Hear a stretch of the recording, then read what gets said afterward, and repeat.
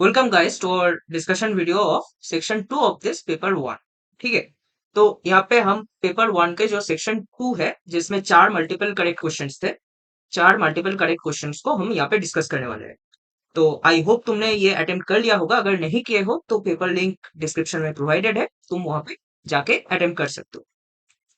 चलो पहला क्वेश्चन हम डिस्कस करते हैं। Question number 6। यहाँ पे हमें बोला गया है कंसीडर द कर्व।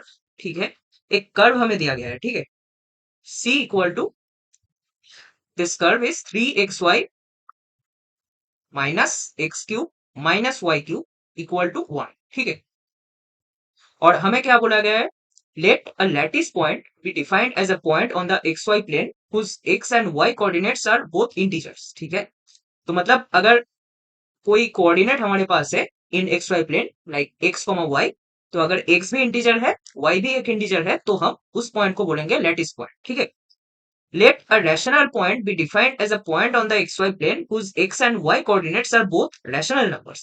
ठीक है, अगर x and y both rational numbers हुए तो हम उस पॉइंट को बोलेंगे rational point। अब हमें बोला गया है which of the following statements is oblique are true। तो पहला ऑप्शन हमें बोल रहा है there exists exactly one equilateral triangle whose vertices lie on C and the vertices are lattice points। ठीक है, तो बी में क्या बोल रहा है, बी में सेम ही चीज बोल रहा है, लगभग सिमिलर चीज कि there exist no equilateral triangle. अच्छा, सी में भी equilateral triangle of area this. तो तीनों ऑप्शंस में हमें देखो बोल रहा है कि इक्विलैटरल ट्रायंगल। ठीक है, तो इक्विलैटरल ट्रायंगल हमें इस कर्व के ऊपर फॉर्म करना होगा। तो पहले इस कर्व को थोड़ा एनालाइज करते हैं। अब ये जो कर्व दिया है ना हमें, इसे थोड़ा ध्यान से देखो। इसे अगर मैं ऐसे रीअरेंज कर लू, इन तीनों टर्म्स को अगर राइट हैंड साइड ले जाओ तो क्या मिलेगा मुझे, x cube plus y cube plus 1 minus 3xy equal to 0। अब तुम्हें कुछ यहाँ पे दिख रहा है इंटरेस्टिंग सा चीज। अगर हम तीनों वेरिएबल्स की बात करते हैं यहाँ पे एक्स वाई और तीसरा वेरिएबल हम यहाँ पे मानेंगे 1। ठीक है, तो अगर तुम देखो यहाँ पे cube plus cube plus cube, ठीक है, A cube plus B cube plus C cube, और इसे हम फिर से लिख सकते हैं 3abc, right. 3 times X times Y times 1, तो 3xy1, इन चारों का अगर प्रोडक्ट ले तो यही टर्म जनरेट हो रहा है। तो हमारे पास ऐसे अगर टर्म हो A cube plus B cube plus C cube minus 3abc, तो हम उसे इजीली फैक्टराइज कर सकते हैं। इसे अगर फैक्टराइज करके हम जीरो पुट करते हैं तो हम जानते हैं कि ये एक स्टैंडर्ड आइडेंटिटी है। अगर तीनों रियल नंबर्स है, जो कि यहाँ पे है भी क्योंकि एक्स वाई 1 सारे रियल नंबर्स है। ठीक है, तो यहाँ पे दिस इक्वल टू 0, इसका मतलब होगा either x equal to y equal to 1, और हम लिख सकते हैं x plus y plus 1 equal to 0। अब ये पहला वाला कंडीशन क्या डिनोट कर रहा है, पहला वाला कंडीशन सिर्फ ये एक पॉइंट डिनोट कर रहा है। ठीक है, 1,1, एक्स भी 1 है वाई भी 1 है, तो ये एक्स वाई प्लेन में ये पॉइंट है। ठीक है, 1,1। और दूसरा क्या है, दूसरा है एक स्ट्रेट लाइन जिसका स्लोप है -1। तो मतलब हमारे पास जो सी गिवन है वो कुछ और नहीं, हमें एक्स वाई प्लेन में एक पॉइंट गिवन है जो कि है 1,1। ठीक है, और एक लाइन गिवन जिसका इक्वेशन है, हम देख सकते हैं,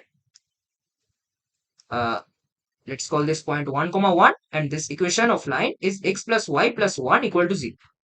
ठीक है, तो ये एक्स एक्सिस है, ये वाई एक्सिस।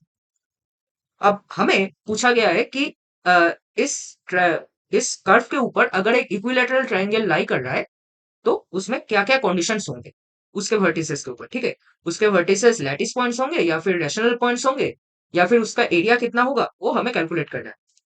तो देखते हैं इस कर्व के ऊपर, इस कर्व में क्या क्या है, एक स्ट्रेट लाइन है, एक पॉइंट है। तो हम देख सकते हैं क्लियरली एक इक्विलैटरल ट्रायंगल तभी फॉर्म होगा जब उस ट्रायंगल का एक साइड इस स्ट्रेट लाइन के अलोंग होगा, राइट। हम लेट से ऐसे तो नहीं फॉर्म कर सकते कि यहाँ पे मान लो ऐसे इक्विलैटरल ट्रायंगल फॉर्म कर दिया, ऐसे तो नहीं कर सकते। एक साइड को इस लाइन के अलोंग अलाइन होना पड़ेगा। तो मतलब इस पॉइंट को कहीं पे यहाँ पे ज्वाइन करो, और इस पॉइंट को कहीं पे यहाँ पे ज्वाइन करो, और फिर ये जो लेंथ आएगा ये इस इक्विलैटरल ट्रायंगल का साइड लेंथ आएगा जो कि होगा ए, और यहाँ पे ये लेंथ भी ए आएगा। सिमिलरली हम बोल सकते हैं कि ये वाला लेंथ भी ए आएगा। तो ये वाला लेंथ क्या होगा, perpendicular distance from the point 1, 1 to the straight line x plus y plus 1 equal to 0. ठीक है, तो ये लेंथ तो इजीली कैलकुलेट हो जाएगा। इसका मतलब इक्विलैटरल ट्रायंगल का जो एरिया है वो भी कैलकुलेट हो जाएगा। तो इसमें देखो क्वेश्चन में सबसे इजी ऑप्शन कौन सा है? सबसे इजी ऑप्शन है ऑप्शन नंबर सी। ठीक है, there exist an equilateral triangle of area. इसका मतलब इक्विलैटरल ट्रायंगल के वर्टिसेस के ऊपर कोई कंडीशन यहाँ पे गिवन नहीं है। ठीक है, इसका बस एरिया कैलकुलेट करना है। तो ये पहले हम चेक कर लेते हैं। तो इसको अगर चेक करना होगा हम क्या पाएंगे यहाँ पे, let's say this height is h। तो हाइट क्या होगा, इस पॉइंट से इस लाइन का परपेंडिकुलर डिस्टेंस। तो यानी कि हम लिख सकते हैं इस पॉइंट को यहाँ पे पुट कर दो 1, 1 को 1 + 1 + 1 3 डिवाइडेड बाई अंडर रूट में 1 + 1 तो 3/√2।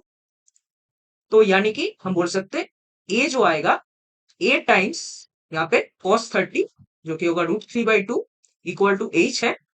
तो a इक्वल टू 2/√3 टाइम्स 3/√2 यानी कि √6। ठीक है, इक्विलैटरल ट्रायंगल का जो लेंथ है, साइड लेंथ है वो √6 है। तो इसका एरिया क्या आएगा, √3/4 टाइम्स a स्क्वायर। तो यानी कि 6 टाइम्स √3/4। तो यहाँ पे आएगा 3√3/2। ठीक है, तो इसका एरिया जो आया देखो 3√3/2 आया। यहाँ पे दिया है 9√3/4। तो ये ऑप्शन गलत है, ये ऑप्शन नहीं होगा। अब हमें क्या पता करना है, ए में बोला गया है कि इसके वर्टिसेस लैटिस पॉइंट्स है कि रैशनल पॉइंट्स है। ठीक है, तो इसके वर्टिसेस हमें फाइंड करने पड़ेंगे। ये जो दो पॉइंट्स के कोऑर्डिनेट्स आएंगे यहाँ पे, ये दोनों हमें फाइंड करने पड़ेंगे। तो हम क्या करेंगे, कैसे इसे सॉल्व करेंगे? तो इसको ऐसे सॉल्व करने की कोशिश करते हैं कि लेट्स से हम इस इक्वेशन को जानते हैं, राइट? इस लाइन का इक्वेशन हमें पता है x + y + 1 = 0। तो इस लाइन के ऊपर कोई पैरामेट्रिक कोऑर्डिनेट्स हम मान सकते हैं। ठीक है, जो कि होगा, हम देख सकते हैं कि let's say x equal to this point coordinate, let's say x0 y0। ठीक है, x0 y0। तो x0 plus r cos theta. cos theta क्या होगा, अगर tan थीटा -1 है तो cos थीटा क्या होगा, cos थीटा होगा -1/√2, राइट? तो x0 माइनस r√2। उसके बाद y equal to y0 plus r sine theta. Sine theta क्या है, साइन थीटा है साइन ऑफ 135 जो कि है 1/√2। तो y0 प्लस r/√2। ठीक है, तो यहाँ पे देख सकते हैं कि हमें बस x0 y0 फाइंड करना होगा। उसके बाद हमारे पास ये वाला पॉइंट का coordinate in terms of r आ जाएगा। तो हम r को क्या लिखेंगे, r को लिखेंगे a/2। a क्या था हमारे पास √6। तो r को a/2 डालेंगे तो √6/2 यानी कि √3/2 आएगा। ठीक है, √3/2। दिस डिस्टेंस इज √3/2 यानी कि √3/2 प्लस y0। ये क्या आएगा, ये आएगा x0 माइनस √3/2। ठीक है, तो अब x0 y0 को फाइंड करने से हमें पता चल जाएगा कि इसका जो कोऑर्डिनेट्स आएंगे वो क्या है, और इसका भी कोऑर्डिनेट्स हम कैसे निकालेंगे, बस r की जगह -r पुट कर दो। ठीक है, तो यानी कि x0 प्लस √3/2 और यहाँ पे -√3/2 प्लस y0। ठीक है, तो हम क्या करेंगे, यहाँ पे x0 y0 फाइंड करने के लिए हमें इसका फुट ऑफ परपेंडिकुलर पता करना होगा। तो हम कैसे फाइंड कर सकते हैं, देखो यहाँ पे गिवन जो पॉइंट है जिससे हमें फुट ऑफ परपेंडिकुलर निकालना है इस लाइन के ऊपर, उसे हम यहाँ पे x minus x coordinate of this point लिखेंगे डिवाइडेड बाय, हम क्या करेंगे यहाँ पे x का जो कोफिशिएंट है 1, यहाँ पे आएगा y - 1। सिमिलरली लिख सकते हैं यहाँ पे है 1 इक्वल टू माइनस, यहाँ पे लिखेंगे माइनस ऑफ, यहाँ पे डायरेक्टली इस पॉइंट को, गिवन पॉइंट को लाइन पे पुट कर देंगे तो 3 मिलेगा हमें, और डिवाइडेड बाय यहाँ पे a² plus b²। A B क्या है, a है x का कोफिशिएंट, b है y का कोफिशिएंट। ठीक है, यहाँ पे रूट नहीं आएगा। ठीक है, ये रूट साइन नहीं आएगा, ध्यान रखना। तो यहाँ पे हम देख सकते हैं यहाँ पे आएगा 2। तो x - 1 equal to y - 1 equal to -3/2। तो यहां से आ गया x equal to minus half, y equal to minus, ठीक है। तो x नॉट और y नॉट यहां से आ गया, x नॉट और y नॉट होगा ऑब्वियसली दिस पॉइंट, राइट। हमने माना था कि x नॉट y नॉट इस फुट ऑफ परपेंडिकुलर के कोऑर्डिनेट्स है। तो हमें देखो क्या मिलता है, ये जो वर्टेक्स आएगा इसका कोऑर्डिनेट क्या आएगा, इसका कोऑर्डिनेट आएगा ये वाला पॉइंट अगर a मान लेते हैं, ये वाले पॉइंट अगर p मान लेते हैं, ठीक है। तो a का जो कोऑर्डिनेट आएगा हम लिख सकते हैं x naught minus root three by two. तो x naught minus root three by two is ना sorry this point as this is far from y axis, तो यहाँ पे x कोऑर्डिनेट ज्यादा होगा, राइट। तो यहाँ पे हमें क्या करना होगा, x naught plus root three by two करना होगा, ठीक है। तो x naught plus root three by two करेंगे तो हमें मिलेगा root three by two minus half, और यहाँ पे मिलेगा, यहाँ पे साइन चेंज होएगा रूट थ्री बाई टू का, राइट। तो minus root three by two plus Y naught, तो minus root three by two minus half. यहाँ पे सिमिलरली बी का जो कोऑर्डिनेट आएंगे वो होंगे root three by two plus, लिख सकते हैं sorry minus root three by two minus half, और यहाँ पे भी सिमिलर तरीके से root three by two minus half, ठीक है। ये हमारे दोनों पॉइंट्स के बाकी जो दो वर्टिसेस थे यहाँ पे इनके कोऑर्डिनेट्स आ गए, और तीसरा वर्टेक्स जो था यहाँ पे, let's call this point given point m, ठीक है। तो एम का जो कोऑर्डिनेट्स है वो है 1,1। तो यहाँ पे हम क्लियरली देख सकते हैं कि ये जो ट्राइंगल बनेगा इक्विलेटरल ट्राइंगल, ठीक है। इक्विलेटरल ट्राइंगल का एक वर्टेक्स तो रैशनल पॉइंट भी है, लैटिस पॉइंट भी है, पर बाकी दो वर्टिसेस लैटिस पॉइंट भी नहीं है, रैशनल पॉइंट्स भी नहीं है, ठीक है। तो यहाँ पे देखते हैं कौन सा ऑप्शन यहाँ पे मैच करता है। There exist exactly one equilateral triangle whose vertices lie on C and the vertices are lattice point। Obviously ये ऑप्शन गलत होगा, क्योंकि यहाँ पे कोई ऐसा इक्विलेटरल ट्राइंगल एग्जिस्ट नहीं कर सकता जहां पे सारे पॉइंट्स लैटिस पॉइंट्स हो, ठीक है, सारे वर्टिसेस लैटिस पॉइंट्स। तो P में क्या बोलता है, there exist no equilateral triangle whose vertices lie on C and the vertices are rational points। Obviously सही बात है, जहां पे हम देख सकते हैं कि ऐसा कोई इक्विलेटरल ट्राइंगल एग्जिस्ट नहीं कर सकता जिसके सारे पॉइंट्स रैशनल है, ठीक है। यहाँ पे देखो दो पॉइंट्स रैशनल पॉइंट्स नहीं है, इनके कोऑर्डिनेट्स इरेशनल टर्म से भरे हैं, रूट थ्री इरेशनल है, राइट। तो ऑब्वियसली ये ऑप्शन सही होगा। तो अब हमें क्या करना है, हमें डी ऑप्शन को चेक करना है। तो डी ऑप्शन में क्या बोल रहा है, for m equal to C minus one and m belonging to r minus one, c belonging to r, the set this is not a singleton, ठीक है। तो ये कर्व क्या है, अगर हम देखें y equal to M x plus C, y equal to M x plus C, अगर m equal to C minus one है और m इस इंटरवल में लाई कर रहा है, m not equal to one, ठीक है। तो हम c को m के टर्म में सब्स्टिट्यूट कर सकते हैं, जो कि है m x plus m plus one, ठीक है। इसका मतलब हमें इन दोनों कर्व्स का जो इंटरसेक्शन है c और ये जो गिवन स्ट्रेट लाइन है m x plus m plus one, इसका इंटरसेक्शन पॉइंट्स हमें चेक करना है, ठीक है। अगर ये कंडीशन दिया है तो ये जो इंटरसेक्शन सेट है उसमें एक ही एलिमेंट होगा कि मल्टीपल एलिमेंट्स होंगे, वो हमें चेक करना है, ठीक है।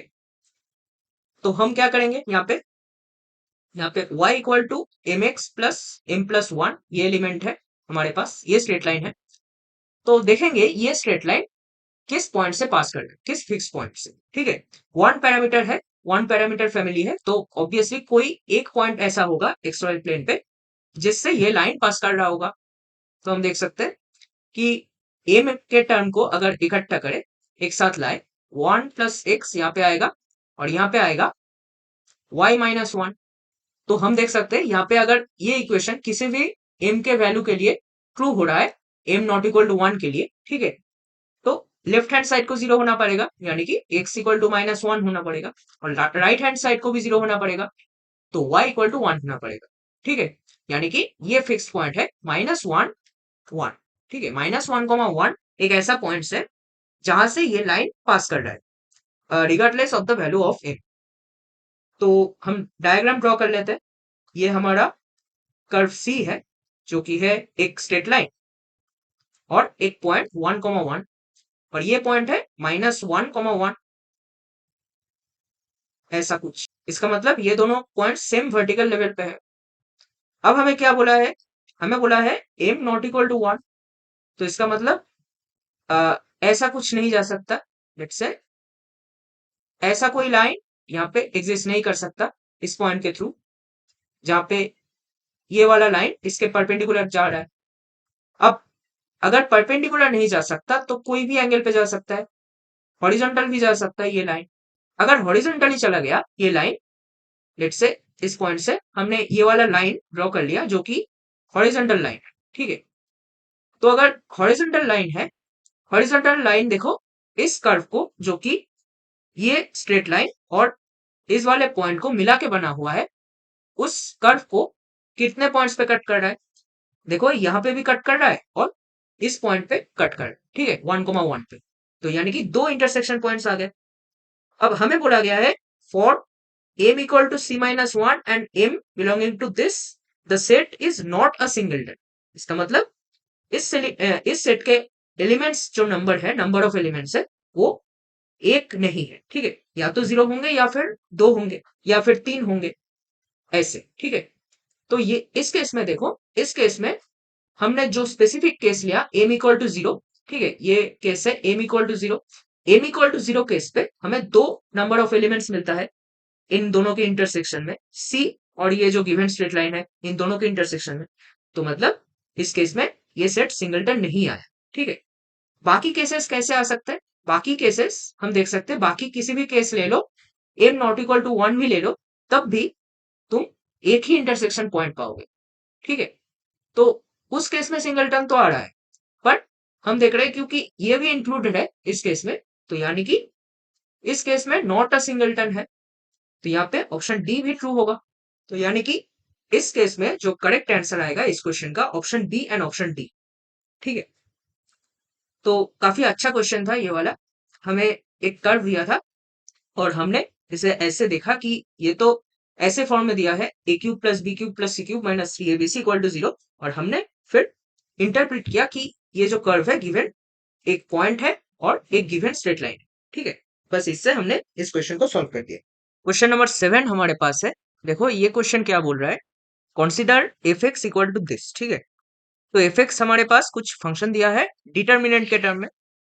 हमें बोला गया है G x is a polynomial function such that M equal to integral 0 to 1 F X D X is minimum, ठीक है। तो हमें पूछा गया है एम का वैल्यू फाइंड करना है, उसके बाद क्या फाइंड करना है, number of points of inflection of this function, ठीक है। तो इसमें जी वाई फंक्शन इन्वॉल्व है, इसमें भी जी एक्स इन्वॉल्व है।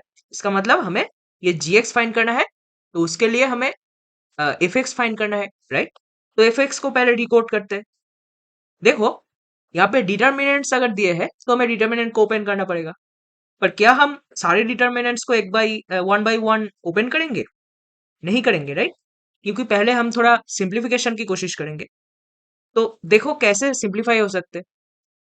अगर हम ध्यान से देखें इन डिटर्मिनेंट्स को, तो ये जो चीज है ना, 9g² और 3gx-x², ये दोनों चीज देखो यहाँ पे भी है इस कॉलम में, ठीक है, इस कॉलम में है, और यहाँ पे ये रो में आ रहा है, राइट।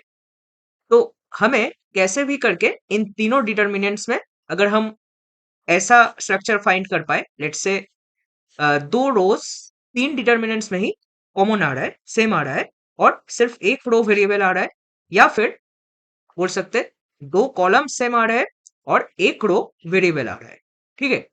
तो ऐसे स्ट्रक्चर्स हम अगर सारे डिटर्मिनेंट्स में सिमिलर तरीके से फॉर्म कर सकते हैं, सिमिलर स्ट्रक्चर्स, तो हम तीनों को ऐड या सब्ट्रैक्ट कर सकते हैं, राइट। सिर्फ हमें ये वेरिएबल रो और कॉलम को सब्ट्रैक्ट करना होगा। I hope you know that property of determinants. तो हम यही कोशिश करेंगे, ठीक है, यहाँ पे।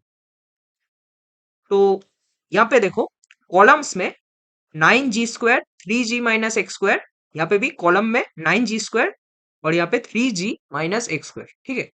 तो हम क्या करेंगे, इसको रो को कॉलम में लाएंगे पहले इस डिटर्मिनेंट में, थर्ड वाले में, ठीक है। थर्ड वाले में हम क्या करेंगे, हम ट्रांसपोज ले लेंगे डिटर्मिनेंट का, क्योंकि ट्रांसपोज लेने के बाद हमारे पास डिटर्मिनेंट का सेम ही वैल्यू रहेगा, उसमें कोई फर्क नहीं पड़ेगा। हम क्या करेंगे, ट्रांसपोज ले लेंगे 2x0, उसके बाद 9g² 3g माइनस x² और यहाँ पे है -2। ठीक है, यहाँ पे है 2x² 1 -1, तो ये आ गया। अब यहाँ पे ये कॉलम जो है सेकेंड कॉलम है यहाँ पे, राइट, इस डिटर्मिनेंट का। तो हम कोशिश करेंगे सेकेंड वाले जो डिटर्मिनेंट है हमारे पास उसका थर्ड कॉलम को इधर लाए। ठीक है, सारे डिटर्मिनेंट्स में सेकेंड वाला जो कॉलम होगा उसमें देखो जी के टर्म्स सब आ गए। ठीक है, तो हम यही करेंगे, इसको लिखेंगे 5 2x 7 9g² 3g minus x²। ये पहला डिटर्मिनेंट हम लिख रहे हैं 3 2x² 1।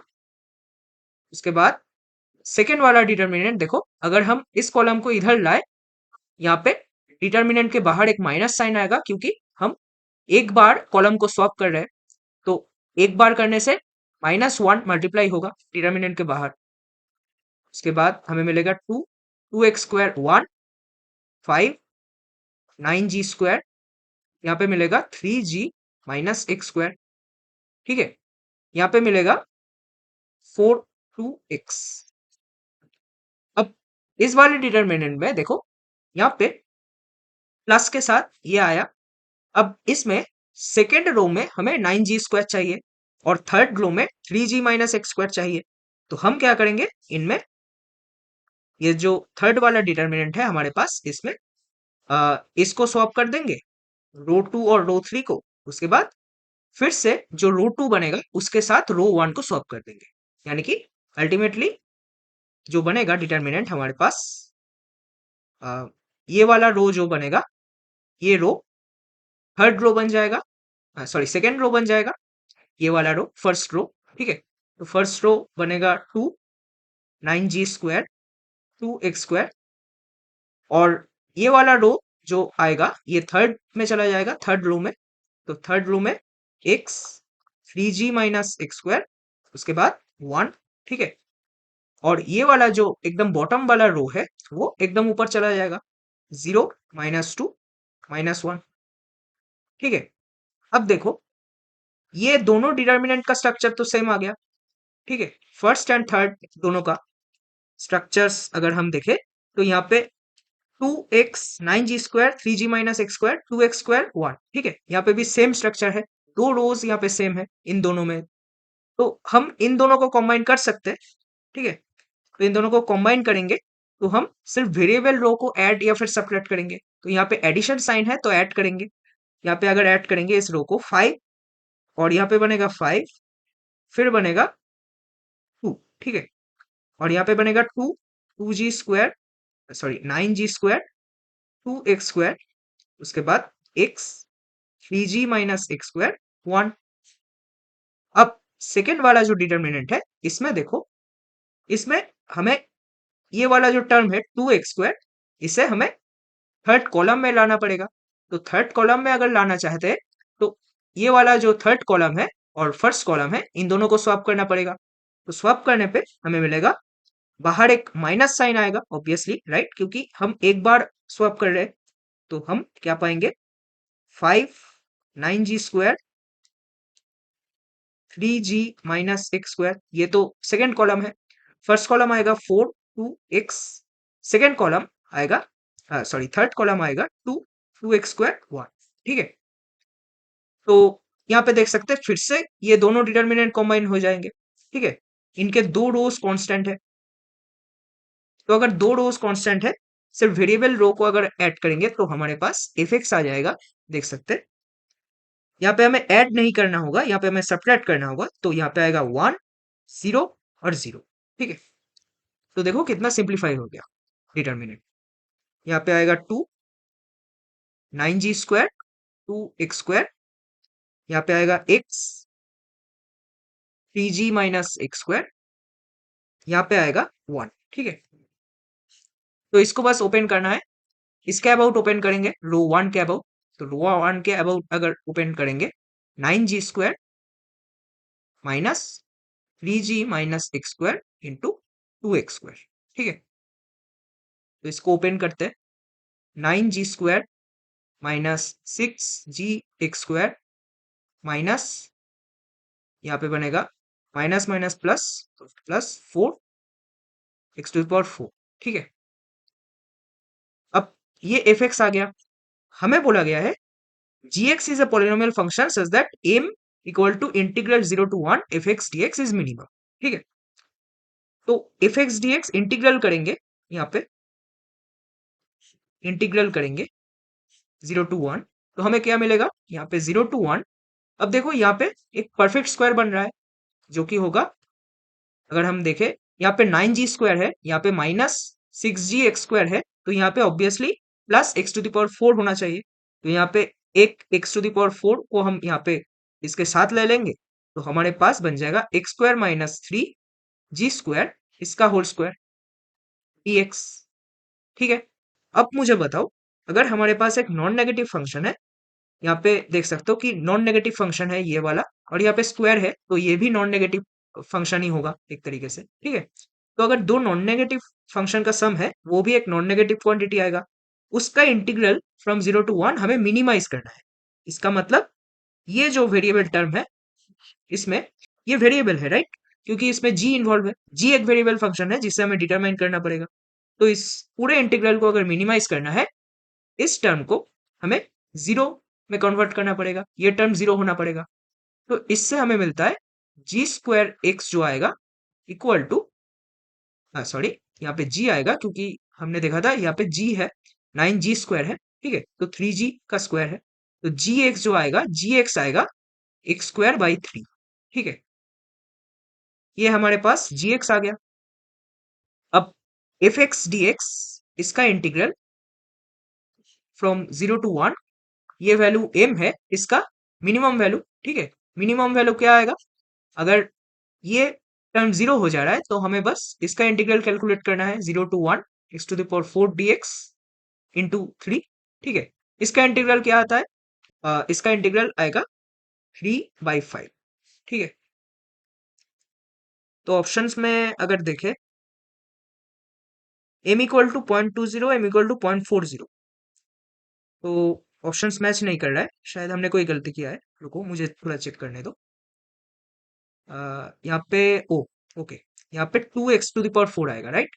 तो यहाँ पे अगर 2x⁴ है, और यहाँ पे हमने एक x⁴ ले लिया, तो यहाँ पे x⁴ बचेगा, तो यहाँ पे बचेगा सिर्फ ये वाला इंटीग्रल। ठीक है, x⁴ का इंटीग्रल फ्रॉम 0 to 1, तो यहाँ पे आंसर जो आएगा m इक्वल टू 0.20। तो 0.20 अगर आंसर आता है, तो देखते हैं यहाँ पे ऑप्शन ए करेक्ट होगा, ऑप्शन बी करेक्ट नहीं होगा। ठीक है, अब हमें क्या पता करना है, हमें पता करना है number of points of inflection of the function φx। ठीक है, φx कैसा है, इंटीग्रल 0 to x, उसके बाद हमें कुछ f ऑफ t दिया है। ठीक है, ये अंदर वाला जो फंक्शन है, ये f ऑफ t है, इसका इंटीग्रल फ्रॉम 0 to x। अब पॉइंट्स ऑफ इन्फ्लेक्शन के लिए हमें क्या करना होगा, हमें फाई को डबल डिफरेंशिएट करना होगा। तो φx जो है, integral 0 to x integral 0 to t dy dy minus, यहाँ पे है e⁻t minus e⁻−t।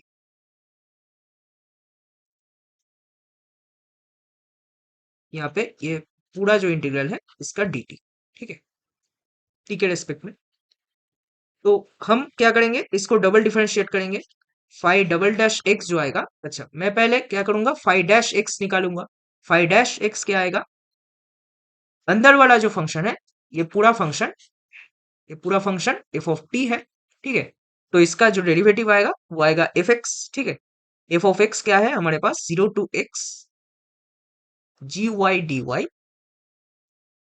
Minus e⁻, यहाँ पे बनेगा x माइनस e⁻−x। ठीक है, अब डबल डेरिवेटिव, ये क्या बनेगा, ये बनेगा g ऑफ x माइनस, यहाँ पे बनेगा e⁻x, यहाँ पे बनेगा प्लस e⁻−x। ठीक है, so we have to equate this to 0, that means gx should be equal to e⁻x plus e⁻−x।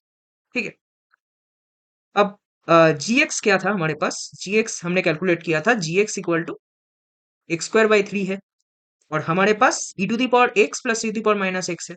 तो इनका ग्राफ्स ड्रॉ कर लेते हैं एक बार। E to the power X plus E to the power minus X का graph कैसे आता है?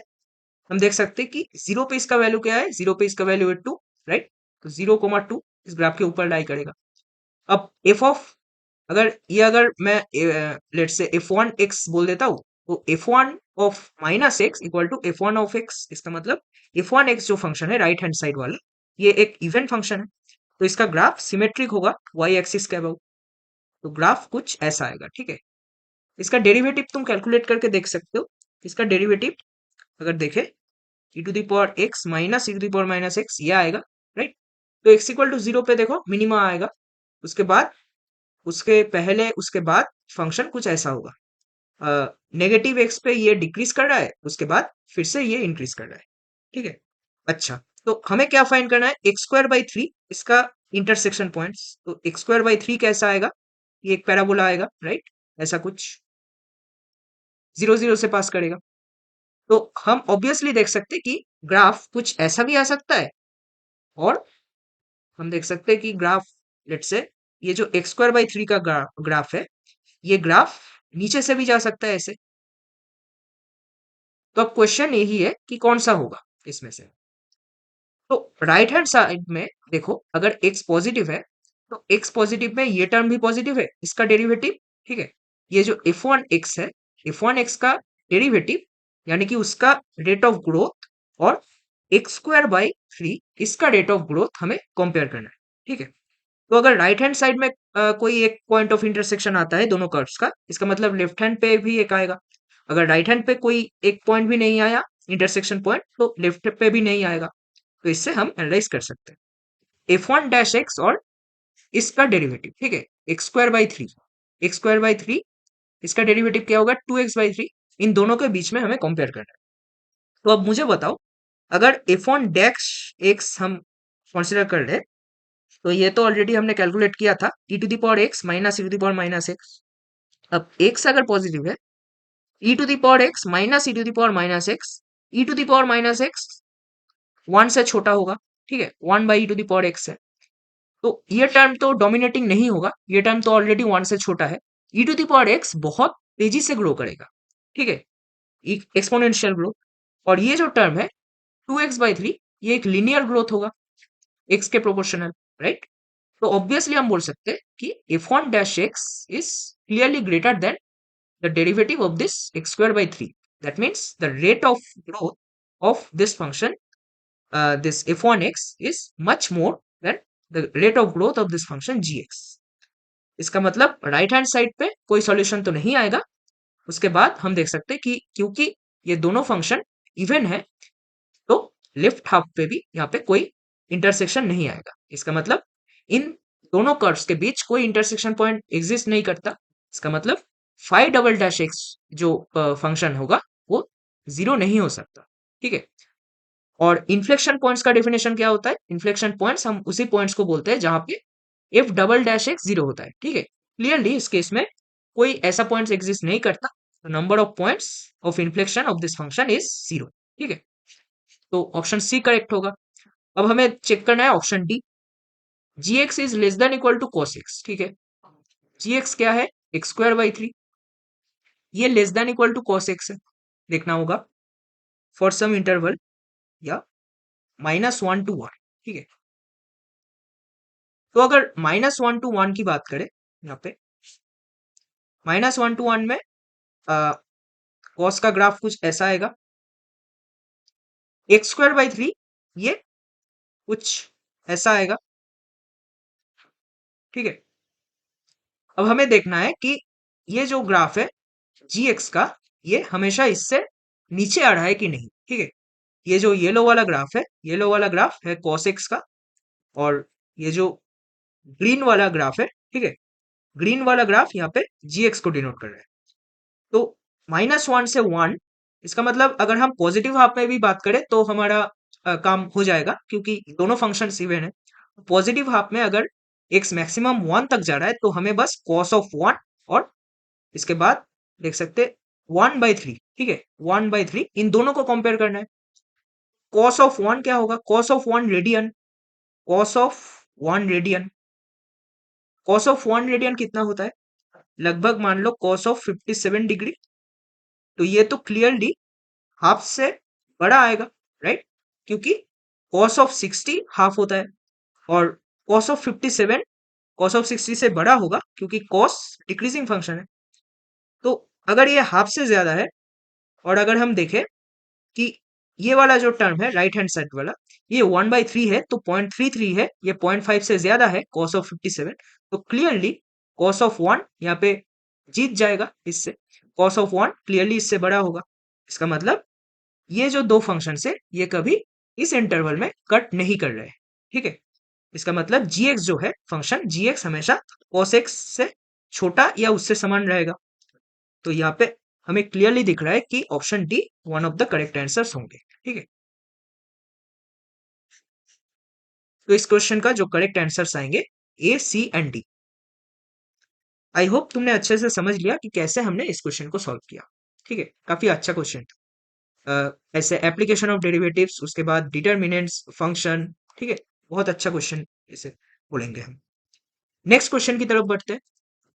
नेक्स्ट क्वेश्चन में हमें क्या बोला गया है? Let E A B C D be a pyramid on square base A B C D where A is the origin, ठीक है? तो हमारे पास एक स्क्वायर बेस्ड पिरामिड है, ठीक है? इसे ड्रॉ कर लेते हैं ग्राफ डायग्राम। एक स्क्वायर बेस्ड अगर है, let's say this point is our E, ठीक है? ये हमारा ए है, बी है, सी है, डी है। उसके बाद देख सकते कि ए जो है ओरिजिन है 0 0 0। B and D are lying on positive x and positive y, ठीक है? तो एक्स एक्सिस कुछ इधर है, वाई एक्सिस इधर है, ठीक है? तो यहाँ पे जो जेड एक्सिस आएगा हम देख सकते हैं एक्स वाई, नीचे जेड आएगा, ठीक है?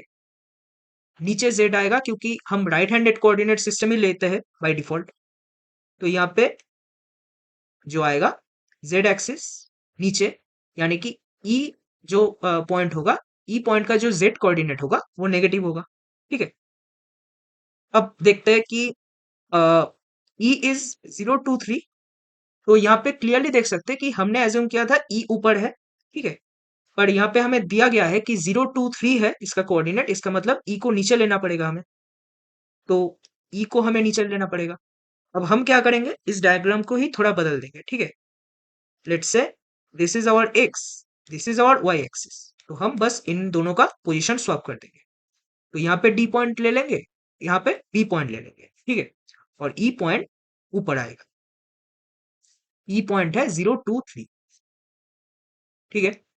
तो इसका मतलब जेड एक्सिस का जो डायरेक्शन है वो भी बदल जाएगा, वो भी चेंज हो जाएगा। जेड एक्सिस अब ऊपर की तरफ है। अब देखते हैं कि क्या क्या हमें फाइंड करना है। Image of D in the plane A B E, ठीक है? ए बी और ई का मतलब इस प्लेन में डी का इमेज फाइंड करना है। अब ए बी ई प्लेन का इक्वेशन हमें फाइंड करना है उससे पहले, राइट? डी पॉइंट हमें निकालना है, उसके लिए डी पॉइंट का अगर इमेज फाइंड करना है तो देखो ए बी ई प्लेन का इक्वेशन निकालने के लिए हमें क्या करना पड़ेगा, उस प्लेन के ऊपर दो वेक्टर्स चाहिए हमें। तो दो वेक्टर्स कैसे आ सकते हैं? Let's say A point, E point और बी पॉइंट तीनों एक प्लेन के ऊपर लाई कर रहे हैं। तो हम क्या करेंगे, हम ये दोनों वेक्टर्स पकड़ लेंगे, ए ई और लेट्स से ए बी, ठीक है? तो ए ई ये वेक्टर्स तो आराम से आ जाएंगे। ए ई वेक्टर जो आएगा वो आएगा, लिख सकते हैं 2j cap plus 3k cap, right? और ए बी वेक्टर क्या आएगा? ए बी वेक्टर आएगा कुछ something k times I cap, क्योंकि ये पॉजिटिव एक्स एक्सिस की तरफ है, ठीक है? k यहाँ पे पॉजिटिव आएगा। तो यहाँ पे k का वैल्यू हमें फाइंड करना पड़ेगा, ठीक है? तो वही अननोन है। इसका मतलब बी सी डी चारों तीनों वर्टिसेस का जो कोऑर्डिनेट्स है वो हमें फाइंड करना पड़ेगा। तो अब हम क्या करेंगे, अब हम क्वेश्चन में दिए हुए इंफॉर्मेशन को यूज करेंगे, ठीक है? क्वेश्चन में देखो दिया गया है डी पॉजिटिव वाई एक्सिस के ऊपर है। तो इसमें ये वाला पॉइंट हम ऐसे पकड़ सकते हैं कि 0 के 0, ठीक है? और यहाँ पे बी पॉइंट को हम ऐसे एज्यूम कर सकते हैं H00, जहाँ पे H और K दोनों पॉजिटिव है। ठीक है, अब अगर बी डी दोनों पॉइंट्स का कोऑर्डिनेट आ गया तो हम सी पॉइंट का भी कोऑर्डिनेट्स आराम से निकाल सकते हैं, क्योंकि ये स्क्वायर है, राइट। ये पॉइंट का जो कोऑर्डिनेट आएगा वो आएगा HK0। तो अब देखो, ये अगर एक स्क्वायर है, इसका मतलब H और K बराबर होगा। ठीक है, क्योंकि ये वाला लेंथ और ये वाला लेंथ सेम है, तो यहाँ पे हम K मानेंगे तीनों को ही। तो हमें बस K का वैल्यू फाइंड करना है। हम क्या करेंगे, इस इक्वेशन को देखेंगे, टी वेक्टर निकालेंगे पहले। टीई वेक्टर क्या है, निकाल सकते 2 माइनस के जे cap plus 3 k cap dot with i cap plus j cap equal to 0। इसका मतलब इसे डॉट करेंगे तो मिलेगा के इक्वल टू 2। ठीक है, तो के इक्वल टू 2 अगर आ गया, इस स्क्वायर बेस का जो साइड लेंथ है, साइड लेंथ 2 आ गया। इसका मतलब हमें इस पॉइंट का कोऑर्डिनेट मिल गया 2 0 0, इस पॉइंट का कोऑर्डिनेट मिल गया 0 2 0, और यहाँ पे इस पॉइंट का कोऑर्डिनेट मिल गया 2 2 0। ठीक है, अब हमें सारे पॉइंट्स पता है, तो इसका मतलब इस प्लेन का इक्वेशन पता है, इस प्लेन का भी इक्वेशन पता है, ए बी ई। ठीक है, ए ई वेक्टर हमें पता है 2 आई cap plus 3 k cap. A B vector हमें पता है, ये वेक्टर है 2 आई कैप। ठीक है, तो यहाँ पे प्लेन ए बी का इक्वेशन हमें फाइंड करना है, प्लेन ए बी ई। ये प्लेन का इक्वेशन क्या होगा, r dot n equal to a dot n. ठीक है, तो r dot n equal to a dot n, जिसमें ए क्या है, ए है कोई एक पॉइंट मान लो उस प्लेन के ऊपर। एन क्या है, एन है इस प्लेन के नॉर्मल वेक्टर का डायरेक्शन, जो कि नॉर्मल वेक्टर यहाँ पे मान सकते कि ए ई क्रॉस ए बी से आएगा। तो यहाँ पे हमें इस नॉर्मल वेक्टर का डायरेक्शन फाइंड करना होगा ए बी क्रॉस ए ई से। ए बी क्रॉस ए ई से हमें क्या मिलेगा, ए बी क्रॉस ए ई अगर हम करें,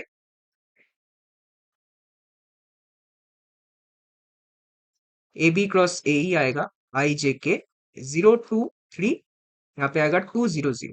ठीक है, तो यहाँ पे ओपन कर देते हैं, आई कैप के कंपोनेंट आएंगे 0 माइनस जे कैप, यहाँ पे आएगा -6, और प्लस के कैप में आएगा -4। तो यानी कि 6 जे कैप माइनस 4 के कैप। तो 6 जे कैप माइनस 4 के कैप यहाँ पे है, और ए वेक्टर को हम क्या लेंगे, ए वेक्टर को 0 लेंगे। ठीक है, 0 वेक्टर लेंगे क्योंकि ए को हम ओरिजिन मान सकते हैं, यहाँ पे ए इस प्लेन के ऊपर लाई कर रहा है। तो यहाँ पे ए वेक्टर को अगर 0 लेंगे, ये टर्म उड़ जाएगा पूरा 0।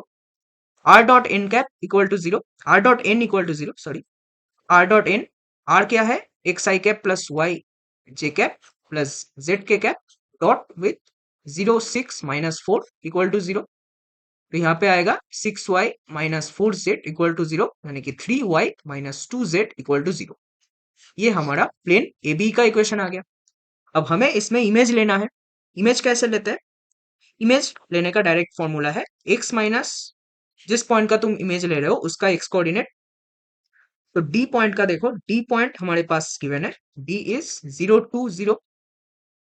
तो x माइनस 0, x बाई, यहाँ पे इस जो ये वाला जो प्लेन है, इसका x का कोफिशिएंट यहाँ पे 0 है, तो 0 लेंगे equal to y divided by y minus 2 divided by, यहाँ पे आएगा y का coefficient 3 equal to z minus 0, तो z divided by -2 equal to, यहाँ पे आएगा -2 टाइम्स इस वाले पॉइंट को प्लेन में पुट कर दो, प्लेन के इक्वेशन में, तो 12 डिवाइडेड बाई, नीचे आएगा sum of squares of coefficients of x y and z। तो यहाँ पे आएगा 9 प्लस 4 30, तो -24/13। तो यहाँ पे देख सकते, अगर हम सॉल्व करें, x 0 आएगा और यहाँ पे y आएगा, अच्छा आई गेस मैंने यहाँ पे कोई गलती किया था, हाँ यहाँ पे 6 आएगा, राइट। अगर y को यहाँ पे 2 डालेंगे तो 6 आएगा, तो यहाँ पे -12 आएगा। तो इसका मतलब y आएगा 2 माइनस 36/13, यानी कि -10/3, 10/13।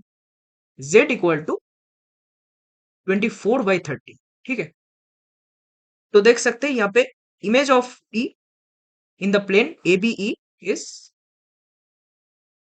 0 माइनस 10/13 24/30, यानी कि ऑप्शन ए करेक्ट होगा, ऑप्शन बी रॉन्ग होगा। अब हमें volume of the tetrahedron ABDE find करना है, ABD एंड E। तो ABDE अगर फाइंड करना है वॉल्यूम ऑफ द टेट्राहेड्रन, तो कैसे फाइंड करेंगे? सिंपली बोल सकते कि 1/3 times base area. Base area क्या होगा? बेस एरिया होगा इस ट्राइंगल का एरिया। तो इस ट्राइंगल का जो एरिया आएगा, ये एक राइट एंगल ट्राइंगल है जिसका एरिया आएगा हाफ इंटू 2 इंटू 2, तो half into 4 into height. Height क्या आएगा? ई पॉइंट का जेड कोऑर्डिनेट जो कि होगा 3, तो यहाँ पे 2 आ गया, यहाँ पे कट गया। ठीक है, तो यानी कि 2 आ गया इसका answer. Volume of the tetrahedron is 2 cubic units. ठीक है, एकदम करेक्ट है। तो अब अगर डी ऑप्शन को चेक करें, perpendicular distance of point d from the plane ABE is 9/√3 units. तो इसे कैसे चेक करेंगे? परपेंडिकुलर डिस्टेंस क्या आता है? परपेंडिकुलर डिस्टेंस डायरेक्टली इस पॉइंट को, डी पॉइंट को इस इक्वेशन में पुट कर दो, प्लेन ABE के इक्वेशन में, जो कि आएगा हम देख सकते हैं 3 इंटू 2, तो 6 डिवाइडेड बाई इन जो कोफिशियंट्स है, ठीक है, एक्स वाई और जेड का, इनके सम ऑफ स्क्वायर्स का अंडर रूट। तो सम ऑफ स्क्वायर्स क्या आएगा? 9 प्लस 4 प्लस 0, इसका अंडर रूट, तो यहाँ पे आएगा 6/√13। ठीक है, क्लियरली देख सकते हैं यहाँ पे ये ऑप्शन गलत है। तो हमारे पास जो करेक्ट आंसर आएगा इस क्वेश्चन का, ए एंड सी आएगा। ठीक है, तो काफी अच्छा क्वेश्चन था इसमें। बस हमें ये पिरामिड सोचना था कि कैसे बन रहा है ये पिरामिड। उसके बाद हमने प्लेन्स का इक्वेशन निकाल लिया ऐसे स्टैंडर्ड अप्रोच से, और फिर हमारे पास आंसर आ गया। नेक्स्ट क्वेश्चन की तरफ जंप करते हैं। तो यहाँ पे नाइन्थ क्वेश्चन हमारे पास है, क्वेश्चन नंबर 9। यहाँ पे बोल रहा है fourth teams T1, T2, T3, T4 are in semi-finals of a cricket tournament where T1 plays against T4, T2 plays against T3। ठीक है, तो हमारे पास दो ब्रैकेट्स है, T1, T4 और T2, T3। तो T1, T4 आपस में खेल रहे हैं, T2 और T3 आपस में खेल रहे हैं। ठीक है, the winners of those matches play against each other in the finals to determine the champion. तो लेट्स से T1, T4, इनमें से T4 जीत गया और T2, T3 में T3 जीत गया। ठीक है, तो T4 एंड T3 ये दोनों आपस में खेलेंगे फिर से। अब हमें पूछा गया है let the probability that Ti wins against Tj is I/I+J। ठीक है, तो यहाँ पे बोला गया है कि प्रोबेबिलिटी ये है और outcomes of all matches are independent. तो इंडिपेंडेंट इसका मतलब क्या है? इसका मतलब अगर कोई इवेंट हमारे पास ऐसा हो रहा है, ठीक है, E1 इंटरसेक्शन E2, तो इसका प्रोबेबिलिटी हम डायरेक्टली लिख सकते हैं P of E1 times P of E2, right.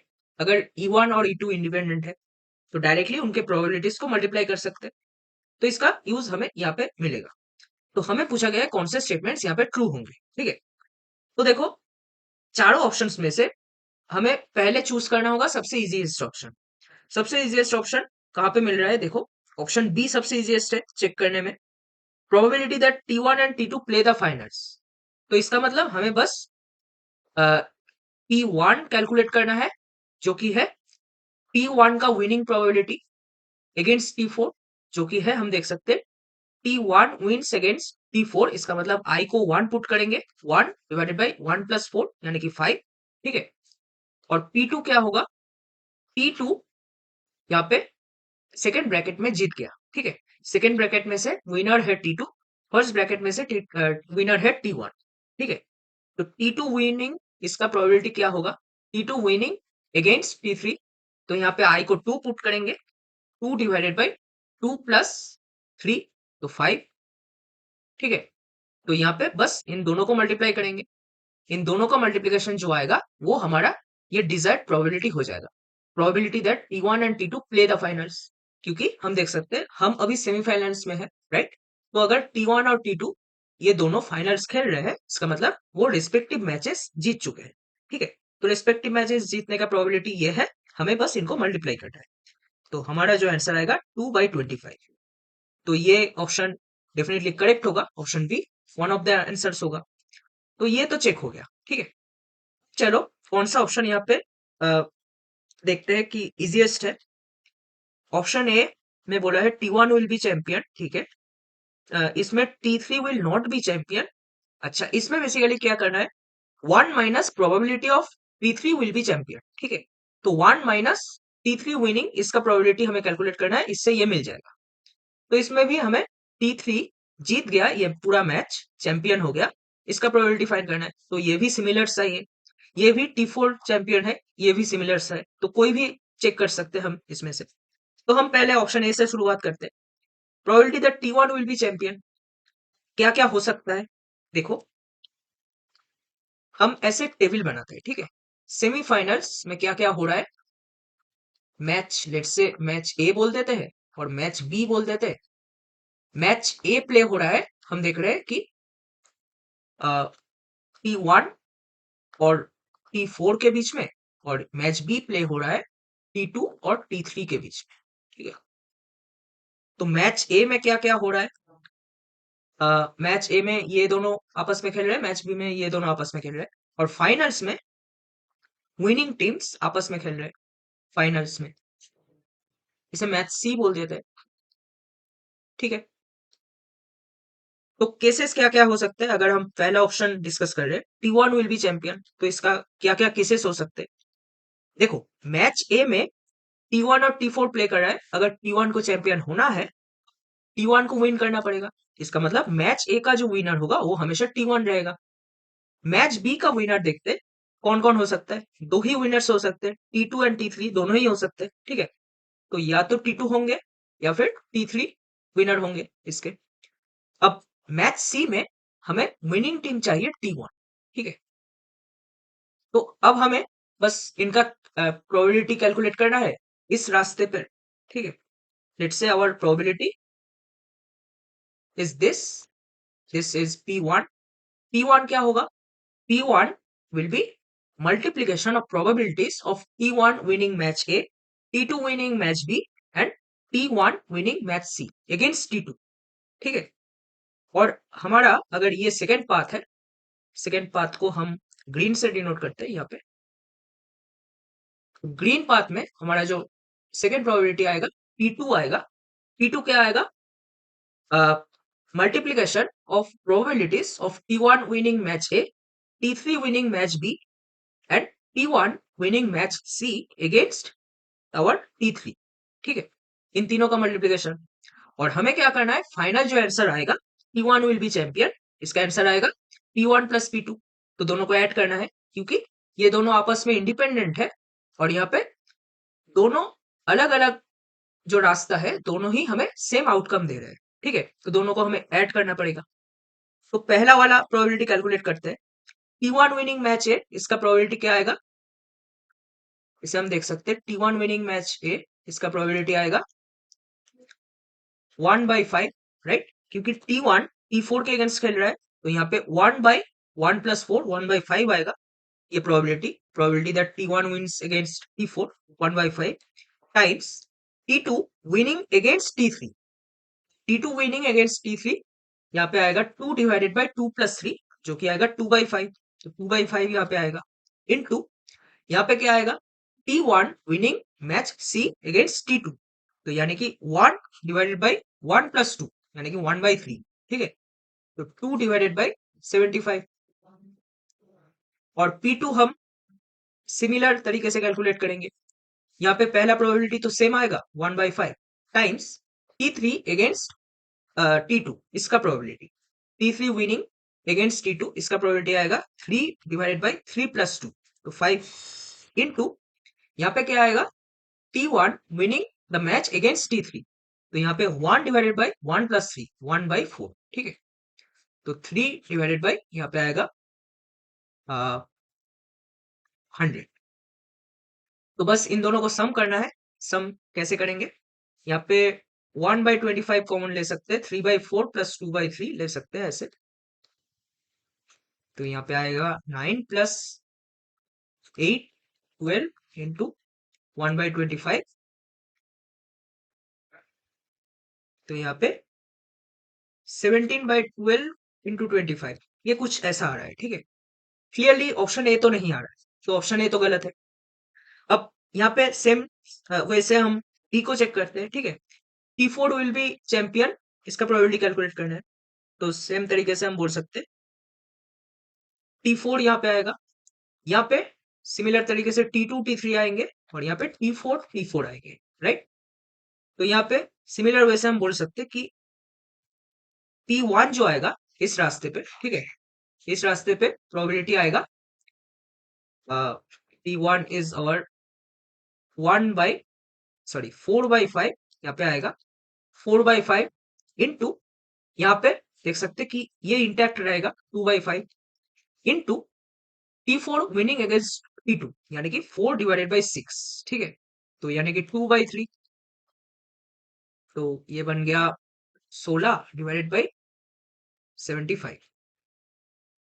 अच्छा, इस रास्ते पे क्या आएगा, ये सेकंड वाला जो रास्ता है, सेकंड वाले रास्ते पे आएगा T2 इक्वल टू ये आएगा 4/5 टाइम्स ये आएगा 3/5 इंटू ये आएगा फिर से 4 डिवाइडेड बाई 4+3 यानी कि 4/7, ठीक है।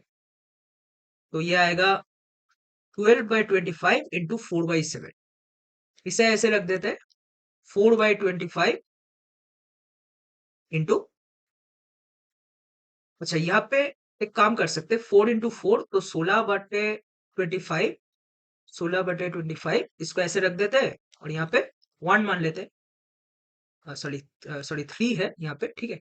तो 3 है तो इसे रख देते हैं 1/3, ठीक है। 1/3 प्लस 3/7 इसका वैल्यू कैलकुलेट करना है इंटू 16/25, तो ये आएगा 7 + 9 16/21 टाइम्स 16/25। तो इसका वैल्यू क्या आएगा 256 ऊपर आएगा, नीचे आएगा 25 टाइम्स 20 इज 500 प्लस 25, तो 525, ठीक है। तो 256/525, हाँ ऑप्शन डी मैच कर रहा है, तो option D one of the correct answers होंगे। अब सी को चेक करते हैं, T3 will not be the champion, तो हमें बस T3 चैंपियन होने का प्रोबेबिलिटी कैलकुलेट करना है और उससे उसको 1 से सब्ट्रैक्ट करना है, ठीक है। तो बस वही करेंगे यहाँ पे भी, ये मैच ए है, मैच बी है, मैच सी है, ठीक है। यहाँ पे फर्स्ट मैच में क्या हो रहा है, T sorry T3 will not be the champion, तो यहाँ पे T1 T2 दोनों चैंपियन हो सकते हैं फर्स्ट मैच में, T1 T4, और यहाँ पे T3 दोनों केसेस में चैंपियन हो रहा है, ठीक है। लास्ट में T3 चैंपियन हो रहा है फिर से, तो इसका मतलब इस केस में जो प्रोबेबिलिटी फर्स्ट पाथ में आएगा, फर्स्ट पाथ कौन सा है, ये वाला, इसमें फर्स्ट प्रोबेबिलिटी क्या आएगा, फर्स्ट प्रोबेबिलिटी आएगा T1 winning the match against T4, तो 1/5 times T3 winning the match against T2, ठीक है। तो 3/5 इंटू इस वाले में T3 विन हो रहा है, हम बोल सकते हैं T1 से, राइट, क्योंकि यहाँ पे T3 और T1 के बीच में मैच होगा, फिर जाके T3 को विन करना पड़ेगा, तो T3 T1 के अगेंस्ट खेल रहा है, उसके अगेंस्ट जीतने की प्रोबेबिलिटी क्या होगा 3/1 + 3, तो 4। सिमिलरली पाथ 2 में अगर जाए, पाथ 2 में ऐसा जाएंगे हम, तो पाथ 2 में जो प्रोबेबिलिटी आएगा T2, पहला प्रोबेबिलिटी आएगा 4/5 इंटू सेकेंड प्रोबेबिलिटी आएगा 3/5 इंटू थर्ड प्रोबेबिलिटी जो आएगा वो आएगा probability of winning, probability of T3 winning the match against T4, ठीक है। तो यानी कि 3/4 + 3 7। तो बस इन दोनों को ऐड करना है, तो हम क्या करेंगे, कॉमन जो नंबर्स है उनको कलेक्ट कर लेंगे। अगेन 9/25 यहाँ पे कॉमन आता हुआ दिख रहा है, ठीक है, 9/25 लेंगे तो 1/4 + 4/7, ये आएगा 16 + 7 डिवाइडेड बाई 28 टाइम्स 9/25, तो 23 इंटू 9/28 इंटू 25, ये तो दिख रहा है कि कटेगा नहीं, तो क्लियरली ये ऑप्शन रॉन्ग, ठीक है। 2/5 तो कहीं से भी ये नहीं आता हुआ दिख रहा है, ठीक है। तो देख सकते हैं प्रोबेबिलिटी का एक काफी सिंपल सा कॉन्सेप्ट पे बेस्ड क्वेश्चन था, जहाँ पे हमें बस ऐसे केसेस कंसिडर करके इनके प्रोबेबिलिटीज को कैलकुलेट करना था। ठीक है, तो मुझे बताना ये सेक्शन तुम्हें कैसा लगा। ये सेक्शन थोड़ा देखो, multiple correct question JEE advance के पॉइंट ऑफ व्यू से थोड़ा डिफिकल्ट साइड पे रहते हैं, और एग्जाम प्रेशर में ये क्वेश्चन और भी ज्यादा डिफिकल्ट हो जाते हैं, क्योंकि इसमें इतने सारे ऑप्शंस वेरीफाई करने होते हैं, इतने सारे ऑप्शंस कैलकुलेट करने पड़ते हैं, इतने सारी चीजें। ठीक है, इसलिए ये क्वेश्चंस हम लास्ट में करते हैं जनरली। तो मुझे बताना कि कितने क्वेश्चंस तुमने करे, इसमें से कितने क्वेश्चन तुमसे बन गए। और नेक्स्ट सेक्शन का जो डिस्कशन है सेक्शन 3 का, वो हम कल डिस्कस करेंगे। ठीक है, थैंक्स फॉर वॉचिंग।